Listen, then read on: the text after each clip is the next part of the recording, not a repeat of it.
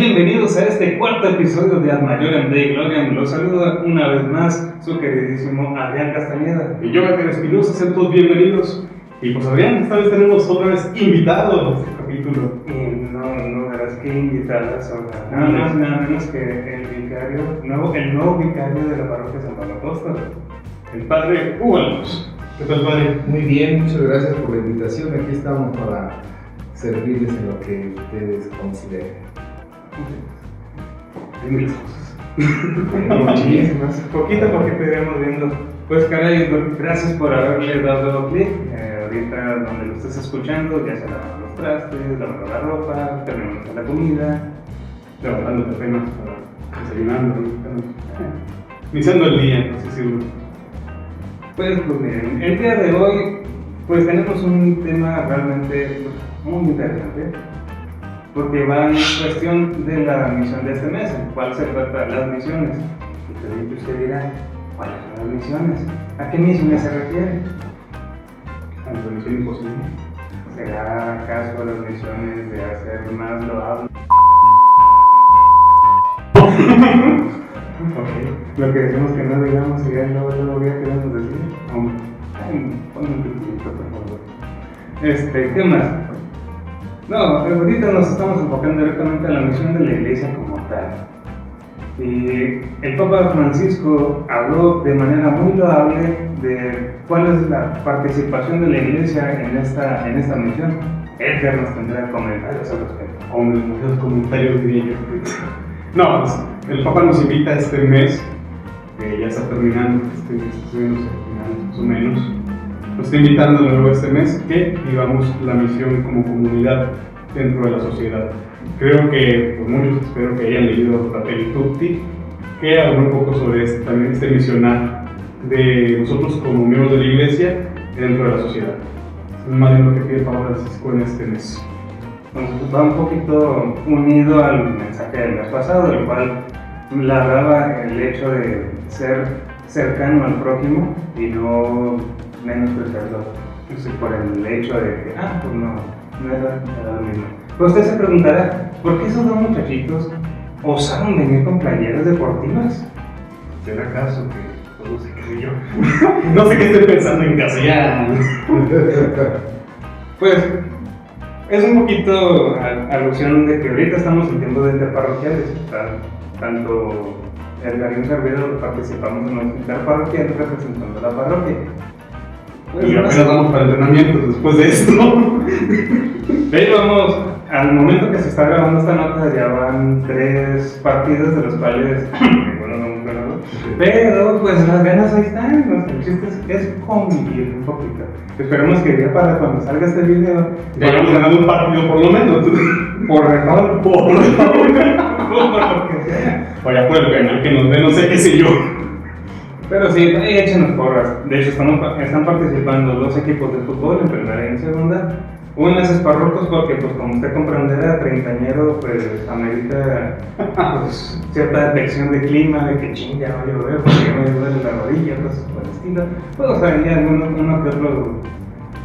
Creo que Víctor la vez pasada andaba bromeando con que, pues, pásame la insulina, que ya se me está pasando la hora.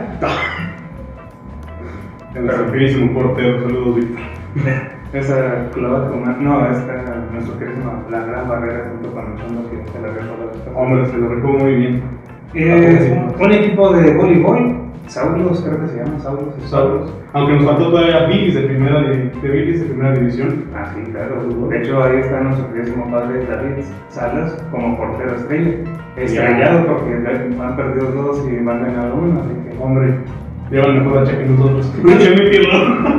Pues sí, pero. Y ya, por favor, David, ya acepto la invitación a que lo podcast. Por favor, no se plan. Parte modernos. Aquí está el padre Hugo, está ya están los 2 Hugos aquí dentro de eso. Y si usted no ha visto ese video, que espera, aquí está luego en la descripción. Por favor, ponlo otra vez, Adrián. Hombre, escritos, esas chiquititas. Ok, un equipo de vóley y uno de Tochito. De Tochito realmente no sabía que teníamos equipo, pero hombre, nos dijeron que se lo están rifando para asistir. Hombre, en los entrenamientos le echan muchas ganas Y al momento de jugar, pues bueno, o sea, es la primera vez que se conocen todos. Igual, pero la misma regla que nosotros es todo para El chiste es convivir. Ahora, así como diría Franco Escamilla, pues convivir. Pero bueno, fuera del paréntesis deportivo, que después venimos pasando a las cápsulas deportivas de cómo van los marcadores, hasta que Sparrucos gane uno, vamos a subir. Mi producción dice también. Y como que no, mi chavo, córtale. O por lo menos vamos a colocar una lista de resultados para que oren por nosotros. Para que le echemos un ganas. Pues bueno, entrémonos directamente a la misión. Además de que en este marco de los 50 años de vida de los siervos de Jesús, y realmente aquí nos acompaña una de las personalidades que se ha pues destacado por su misión directamente en Honduras, previamente aquí estaba antes de llegar creo que aquí en Chihuahua, si mal. ¿O tuvo otra misión en otro lugar anterior? Bueno, estuve así como de paso un poco más de un año en la Ciudad de México. Que no se para contarlo, pero fue a consecuencia de cierto accidente, si no me acuerdo. Ese ya fue como la parte final. Antes del accidente ya sabía que iba a ser el cambio. Como que ya me lo dijo, bueno, ya nos vemos. Así es. ¿Qué manera Y de hice el intento de quedarme ahí, pero ya no sé. No, dijo, bueno, si me dejo la cerrada la tienda, a lo mejor me dejo la misión aquí. aquí puedo quedar ya con excusas, con todo lo que hay, con las aliadas, Ay, Dios mío, tanta comida deliciosa de Honduras brasileñas. ¿En qué parte exactamente de Honduras estuvo? Estuve los primeros 6 años de estadía en ese país, en la ciudad de Tegucigalpa, hacia el norte de la ciudad, que el arzobispo nos dio una parroquia que tenía barrios marginales muy fuertes y algunas zonas rurales, además de atender la pastoral universitaria. Esos fueron los primeros 6 años y después ya los últimos 14 en una población que se llama Olanchito, que pertenece al departamento de Oro y está muy cercano al Mar Caribe. De todos modos es zona de montaña, más o menos a 1000 metros sobre el nivel del mar. ¿Y qué tal está pues, el estilo de vida, por ejemplo, de las personas de Olanchito? Es muy sencilla, es una vida prácticamente rural, se dedica mucho al campo, a la producción y recolección de bananas sobre todo, y de algunos otros hortalizas y frutas. Esa zona fue durante mucho tiempo un baluarte de una empresa productora de bananos que es originalmente de Estados Unidos, que se llama Fruit Company, Standard Fruit Company.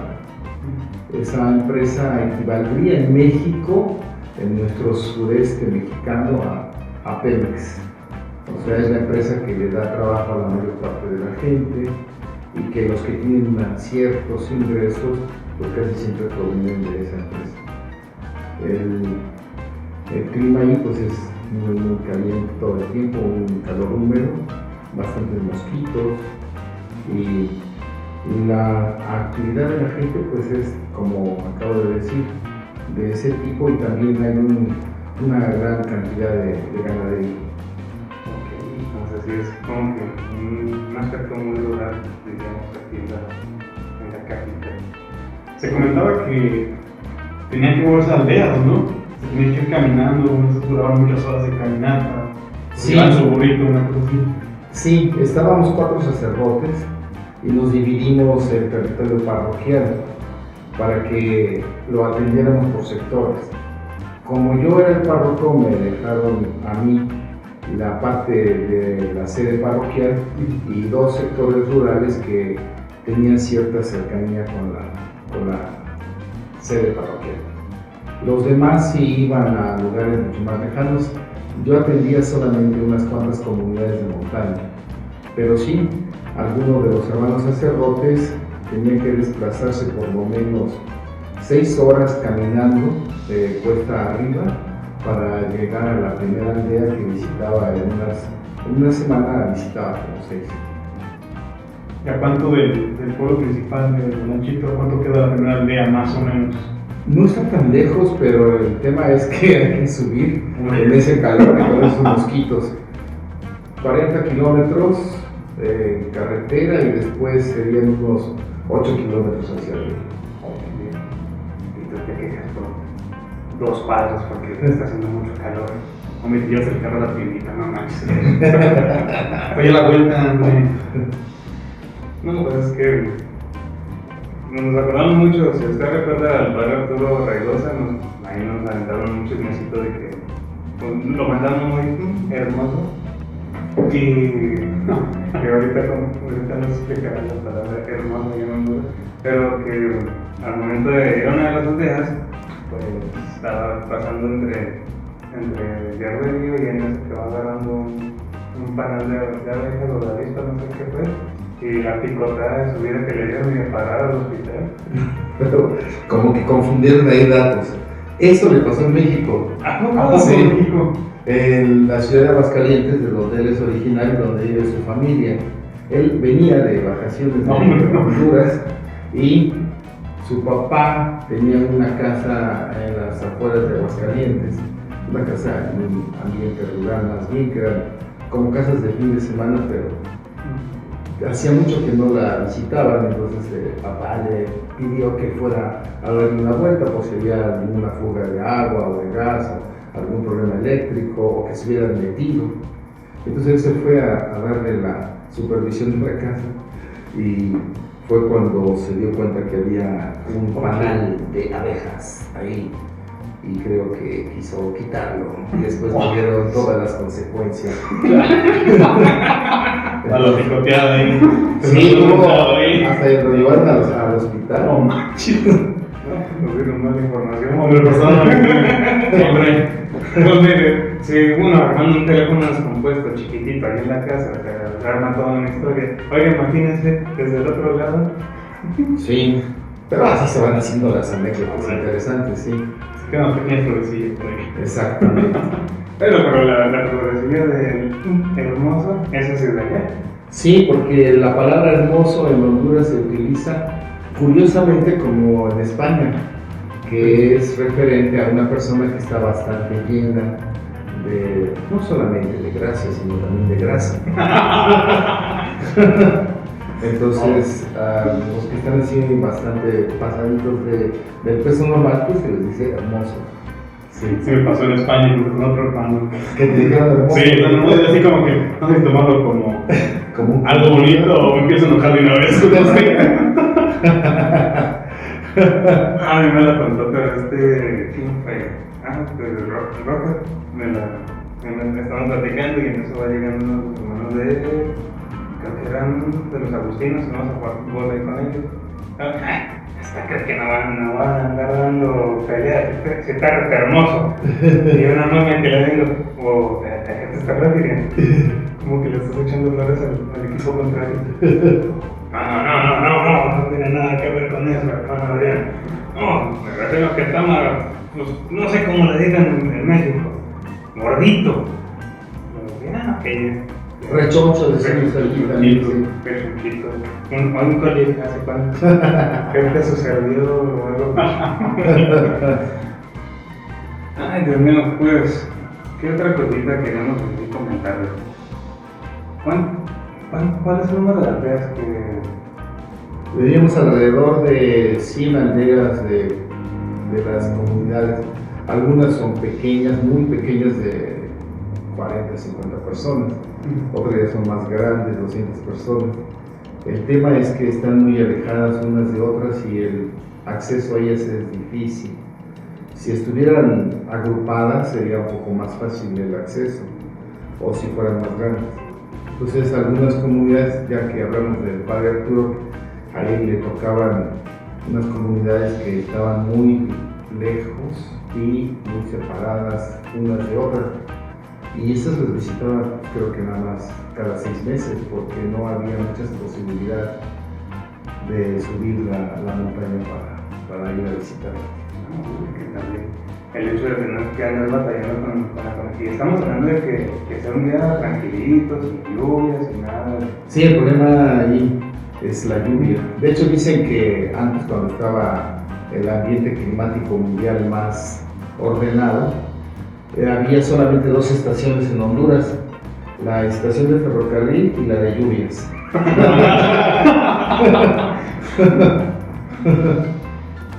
Sí, tan solo por el nombre del país, Honduras, que era el sonido desquebrajado de los lentes con los que regalan cuando estaban viendo los señales para estas Honduras están muy queridos.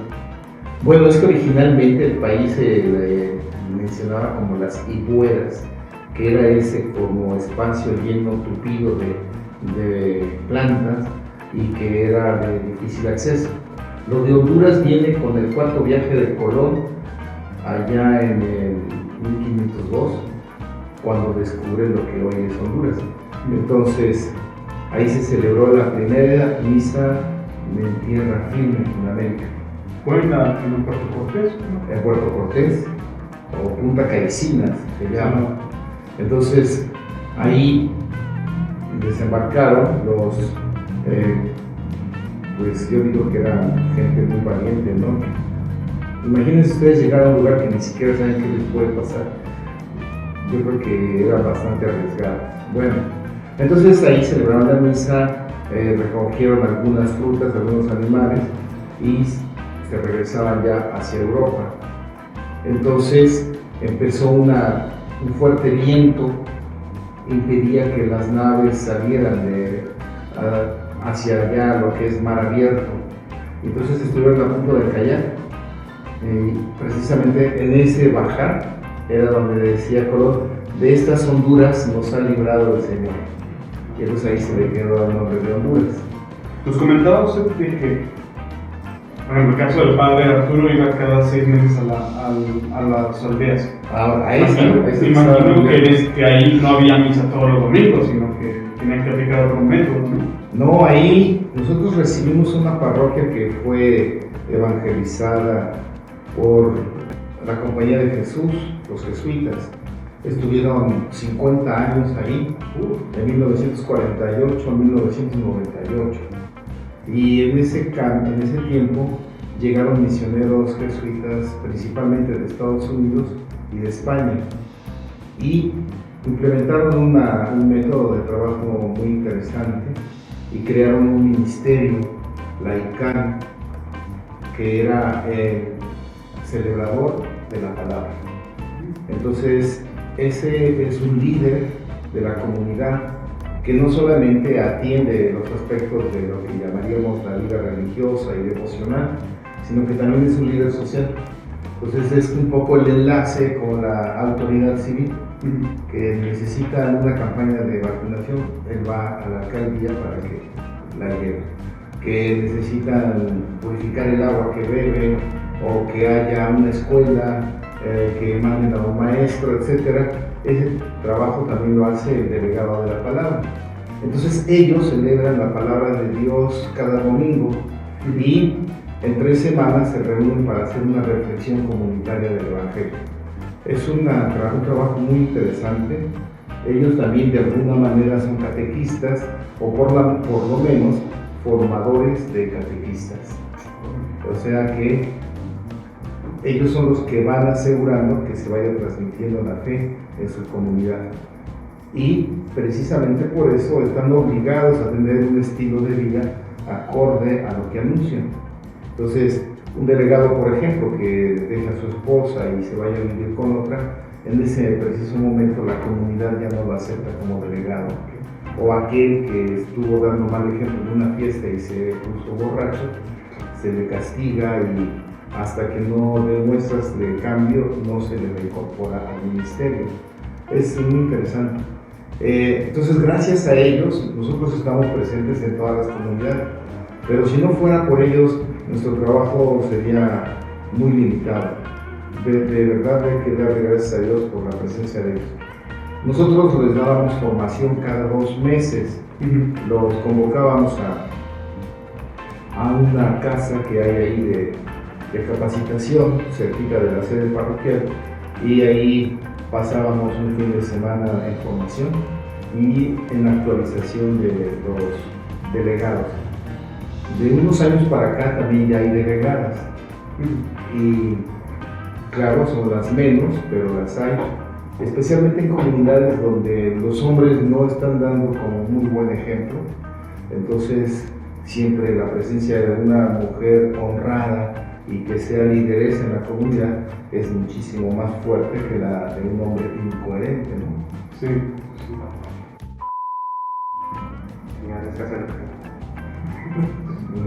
Hombre, si ven un cambio de imagen, es que tuvimos fallas técnicas. La producción ya se encargó de reparar. Producción. Esperemos que se haya resuelto, si no estarán escuchando el micrófono de la cámara. Pero bueno, son cosas gajes del oficio. Nos quedamos al último De los servidores de la palabra y en... Sí, de los delegados de la palabra, porque me preguntabas que si era posible tener celebraciones eucarísticas todos los domingos en más de 100 comunidades, era imposible. Entonces, la ayuda invaluable de los delegados de la palabra, líderes laicos que nos apoyaban y que recibían formación cada 2 meses en el centro de capacitación de la parroquia. Ellos realmente son los que pueden hacer posible la evangelización. Sin ellos, realmente nuestro trabajo sería mínimo. Ok, dicen que la tercera es la vencida. Ya van como 3 cambios de cama, 3 cambios de memoria, así que esperemos que ya aguantes hasta el final. Así que espero que se haya grabado lo anterior. Se grabó lo anterior, ¿verdad? Se grabó lo de los servidores, ¿no? Sí, esos últimos sí se quedó así grabadito. ¿Cómo podrían aquí nuestra parroquia apoyar a estas comunidades de Honduras? Estas pobres comunidades de Puebla.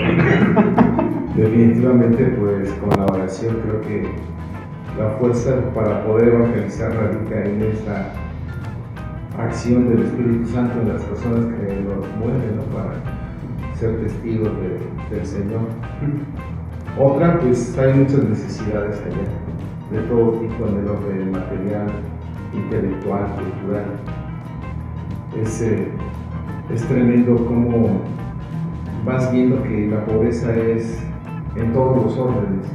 No solamente es pobreza material, escasez de cosas para poder sobrevivir, sino que también es pobreza cultural, poca formación académica, es pobreza también humana, pocas virtudes, porque pues es un ambiente como un poquito hostil, o sea, un poco como en ese sentido viviendo mucho en un deseo de imponerse sobre los demás. Y también pues esta empresa que habíamos mencionado, que estaba presente en esa comunidad desde hace muchos años, pues también fomentó en algún tiempo una cultura machista que hizo mucho daño a la población. Entonces, hay proyectos interesantes, por ejemplo, la construcción de casas para estos delegados de la palabra que a veces viven en situaciones muy limitantes, ¿no?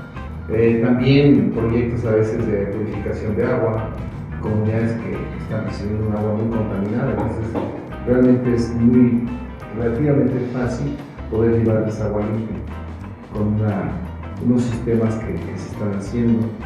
Hasta cuando yo estuve todavía y antes de la pandemia, teníamos una brigada médica anual que iba de Estados Unidos hacia la comunidad, una comunidad indígena que ellos la tomaron como su lugar para realizar ese proyecto.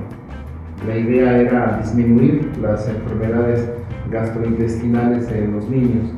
Y entonces hicieron todo un programa de purificación de agua y también de fortalecimiento de la salud infantil. Hay muchas cosas, yo creo que se puede hacer tal vez en este mes de las misiones o en alguna otra ocasión, pues una colecta y enviarla para allá. Y seguramente el padre Gilberto, que es el párroco actual de San Jorge, la orientará adecuadamente, ¿no? Pues hay que pedirle a la Virgen De su llama. Yapa. su intercesión para que estas misiones pues vayan creciendo y ante todo pues, también dar que les dé fuerza tanto laicos y religiosos que han estado pues laborando tantos años. Nada más una eslogan porque para allá nos llevaron, esperemos de que esta comercio sea verdadero, hasta que estuvieron a 3 pasos de mandarlo. Bueno, estas son cosas que ahí se mencionaban, ¿no? Sí recuerdo en una reunión presbiteral que uno de los jesuitas de más tiempo, ante la creación de ese espacio como diócesis y el surgimiento de la necesidad de un obispo, mencionaba un poco mi nombre. Después se murió el primer obispo que fue instituido para Lloro, que era un javeriano canadiense, muy bueno, Monseñor San Luis, y ahí fue cuando más se mencionó. De hecho, a mí algunas personas me dijeron que les había llegado unas consultas de la Nunciatura Apostólica sobre mi nombre para que expresaran, dieran un informe sobre mí. Gracias a Dios, no se equivoca. Pero su misión ha sido, parece que ir saltando a donde lo vayan mandando y pues le agradecemos el hecho de que uno se haya tomado el tiempo para venir aquí con nosotros, estar platicando, contarnos esas anécdotas de Honduras que le iban a tocar y pues como ya llegando ya al final de este pequeño podcast nos quisiéramos saber si fuese posible, en un futuro no muy lejano, juntar a los 3 que nos cuenten de sus experiencias, pero directamente como siervos de Jesús. Ahí ya en cuestión de este 50 aniversario, cómo lo han vivido y cómo lo han sentido, pero aquí ya la pregunta más directa, que a ver si nos la puede responder ahorita, es cómo usted calificaría o cómo se entiende la misión de los siervos de Jesús como tal. Bueno, en el último capítulo que redefinimos nuestro ser y nuestra misión, el fundador nos hizo referencia a esta espiritualidad que ya está plasmada en las constituciones y que él en la oración había descubierto como algo propio para nosotros. Después de una búsqueda de qué es lo que el Señor pedía, lo primero lo que creo que el Señor pidió pues, fue que dejáramos atrás todo y prácticamente empezáramos de cero. Pero no sabíamos cómo y teníamos que escuchar la voz del fundador. Y él nos habló precisamente de algo que cambió la vida de él, que fue un tomar conciencia de la amistad con Jesús. Y desde esa amistad entender la fraternidad religiosa y la vocación de las personas. De tal manera que el carisma propio de los siervos de Jesús es hacer conscientes a las personas de esa amistad que se ofrece gratuitamente en Jesús, para que desde ahí reedifiquen sus vidas con la fuerza del Espíritu Santo. Entonces esto obviamente pues hay un espacio privilegiado que son los ejercicios espirituales de San Ignacio, donde se descubre esta gran verdad. Y precisamente por eso los siervos asumimos los ejercicios espirituales como nuestra espiritualidad fundamental. Ahí es donde radica nuestra espiritualidad. Gracias a Dios no tenemos que buscar mucho, porque pues ahí está ya todo. Y pues bueno, muchas gracias, Padre.